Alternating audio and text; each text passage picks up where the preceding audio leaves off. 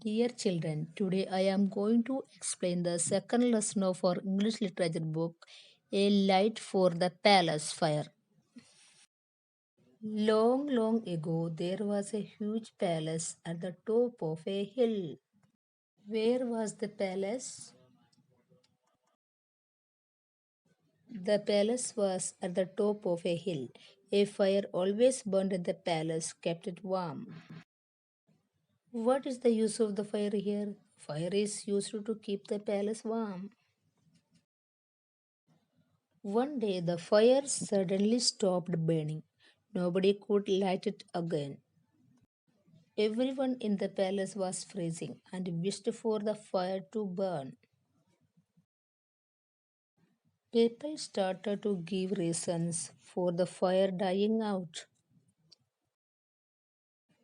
Some people said that the fire had died because the people in the palace were always fighting. Others said that it had gone out because the winter that year was too cold.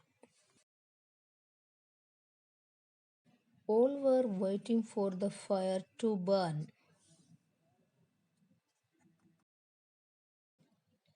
Then the king ordered his messenger to go down the hill road and ask for some embers.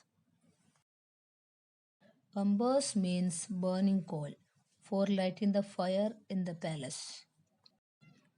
The messenger went with a big lantern to bring some burning coal.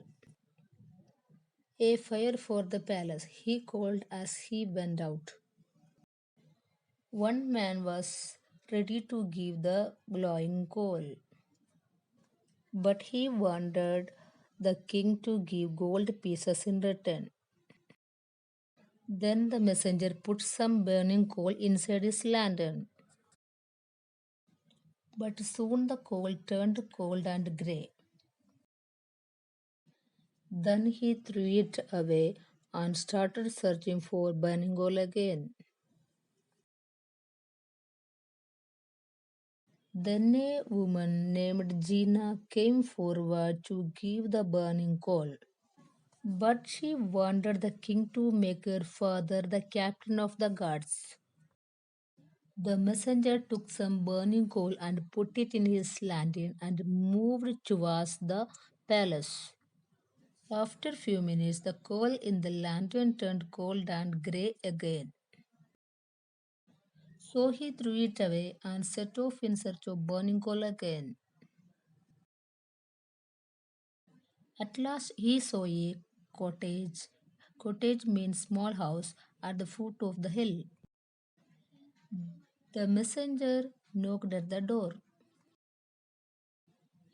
He saw a little girl making porridge. Porridge means a light food made with milk and oats. He said again, a light for the palace. The little girl was ready to give him as much as coal the king needed. But she asked him to come in, warm himself at the fire, and have a bowl of porridge before he went out in the cold with the burning coal. The messenger did whatever the little girl asked him to do.